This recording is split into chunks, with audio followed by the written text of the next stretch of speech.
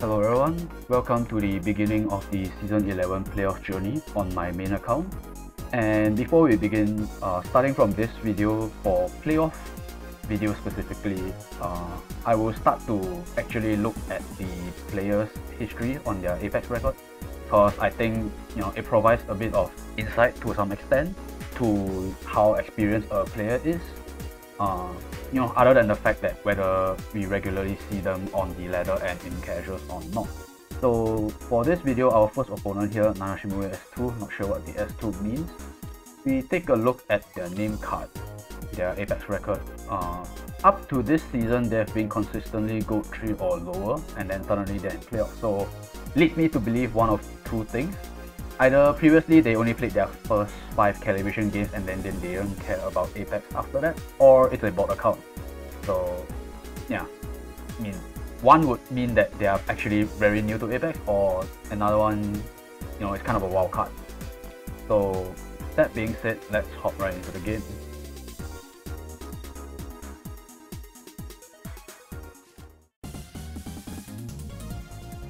Okay, so looking at their box. So this has 3 healers, Liana, Rosen, Sissy, with 3 tanks, Hilda, Langrisser, and Christian. So not really a standard box, but the tanks are standard, the healers are standard. And then for his DPS, he has a bunch of mages, notably Demon Rene here, Tejas, Kyra, IBC, and Lucretia, so it's quite a lot of magic. And then he has a bunch of assassins in Epsilon, Werner, Cherry, and Kyra, I guess double. And then he rounds that up with 1 Wet App. So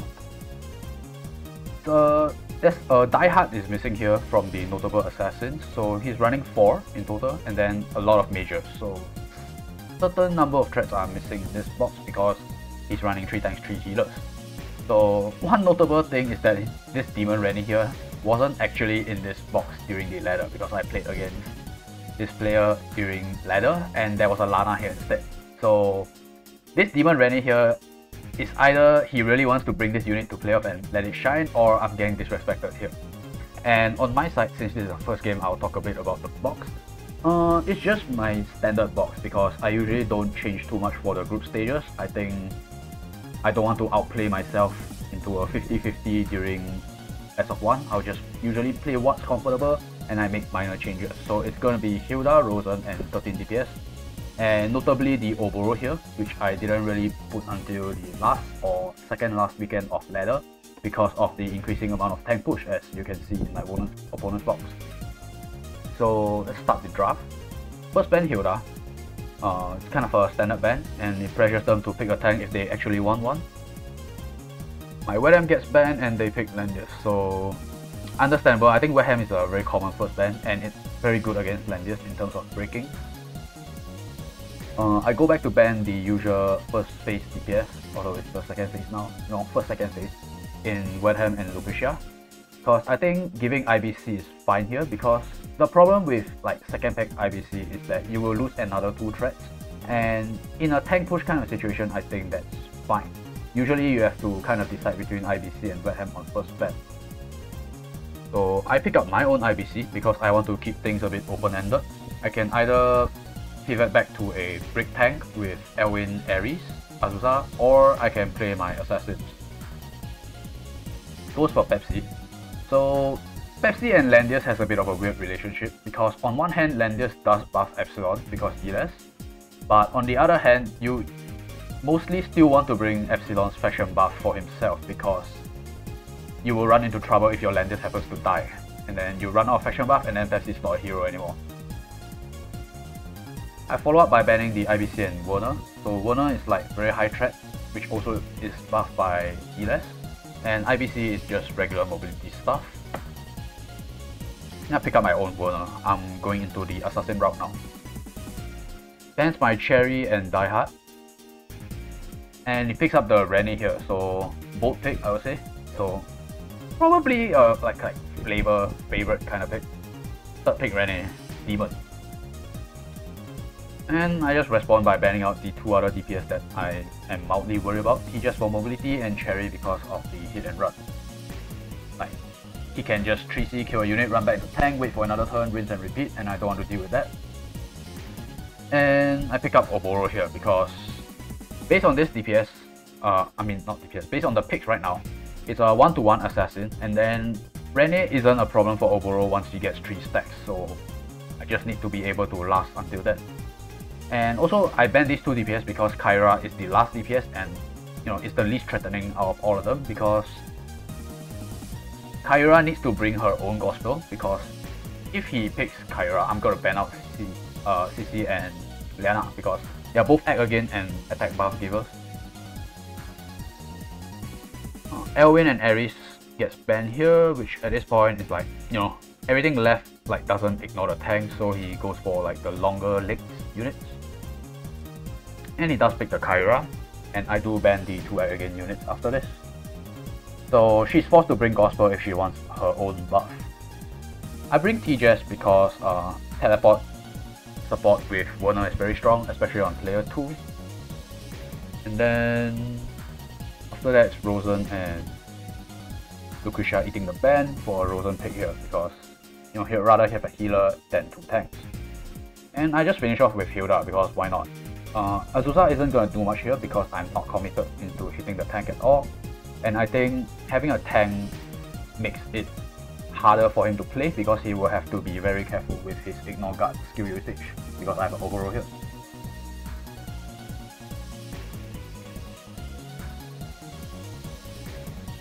Okay, look at the skills. We have a Sorceress Rosen here with triple healing skills, no miracle. Epsilon with Shadow Stealth, so this will be very important later.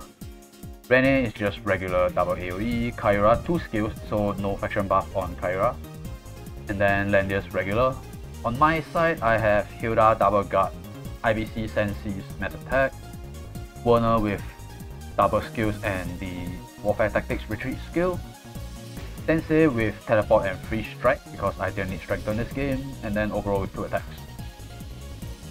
So from the draft, I'm basically just playing a defensive game because I'm playing Oboro and the pressure is on my opponent to make a move before Oboro, gets all his stacks.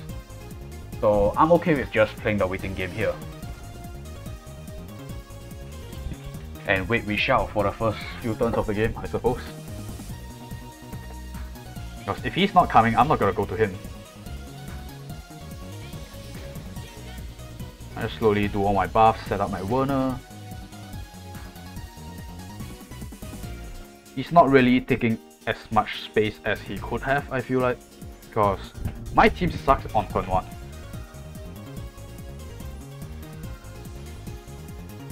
Now it's only turn 2 onwards that Werner is ready to be in play. So if you don't take an offensive position on turn 1, it's harder to do so later on in the game.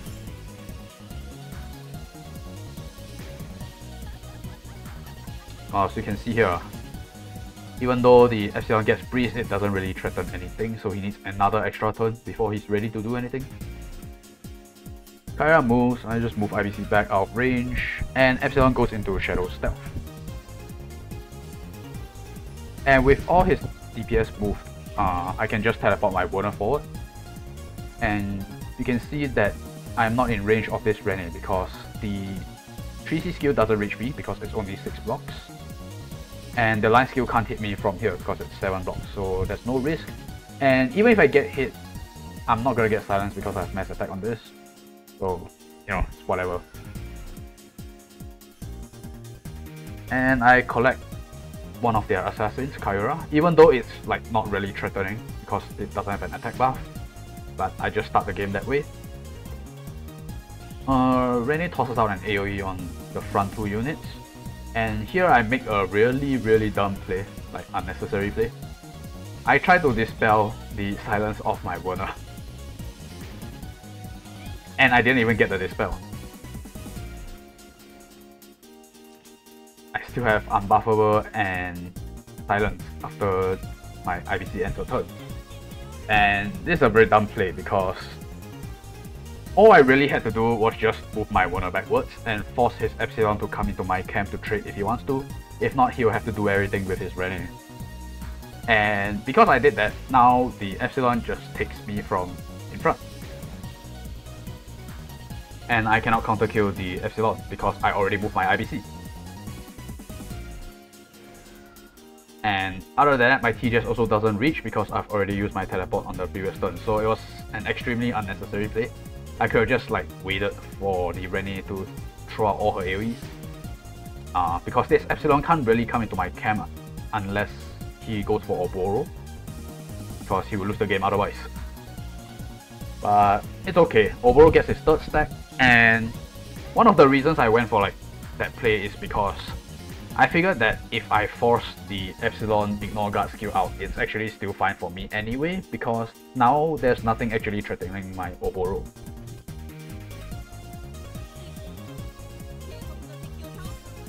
So with Epsilon's ignore guard skill on cooldown, it's gonna devolve into a fist fight soon. Rene throws out a 3C, gets another clock, which doesn't really matter because Rene can throw out all the debuffs she wants, but I have 2 holy units on my mages are holy.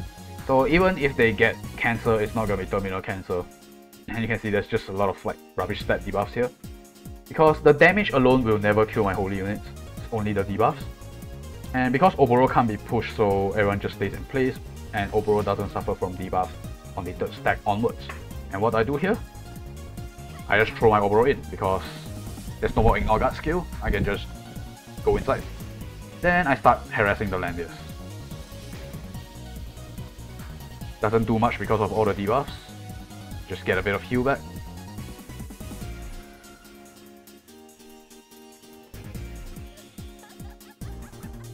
Can just move forward my Hilda because my IBC is not in range of anything. Drop the 3C on the Landias and it actually manages to take 1 life, even though it's Sensi against Templar. And here I was even considering transforming my Oboro early, but after I saw this 3C heal the Landias back up to full, I decided to just, stick with the game plan. No need to make dumb moves. Rene throws out yet another 3C, but it's just not enough. You can sign as my TGS, it doesn't really matter. IBC dispels because without an attack skill, I don't really want to melee that Landias, and then Hilda harasses the Templar Knights. And I'm just waiting for the end of the turn for my Oboro to transform, really.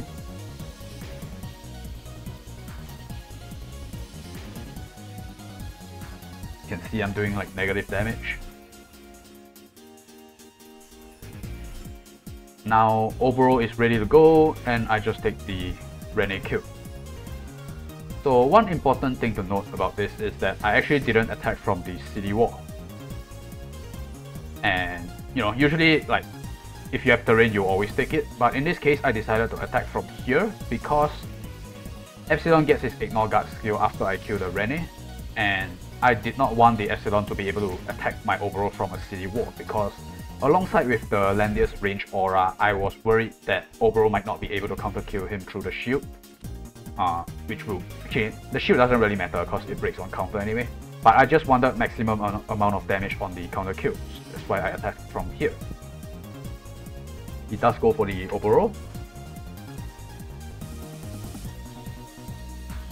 And gets massacred on the counter.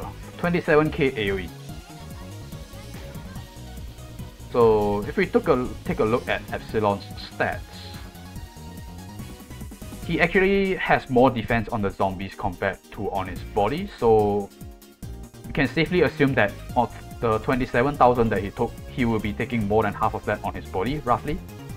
And half of 27k is, 13.5, which is, you need a lot of HP on Epsilon to even try to tank that. So without a crit, it still took 27k, so I would argue that a 4-stack Oboro Lancer with double carbon is a pretty safe counter kill on Epsilon based on this. And with the 2 assassins off the board, it's Hilda with 2 mages against a Landias plus a healer, so this game is a pretty done case by now.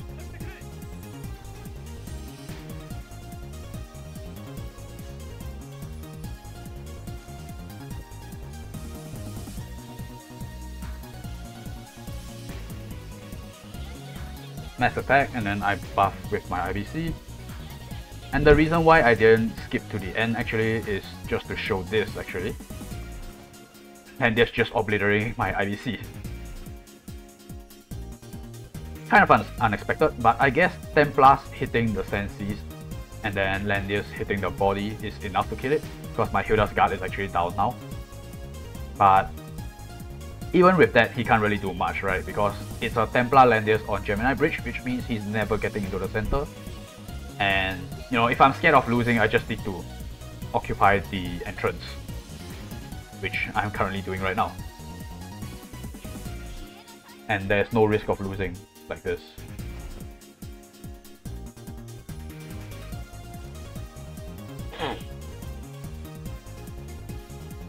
I swap position with my Hilda on my TJS, and to my surprise, this is actually a kill on Landius.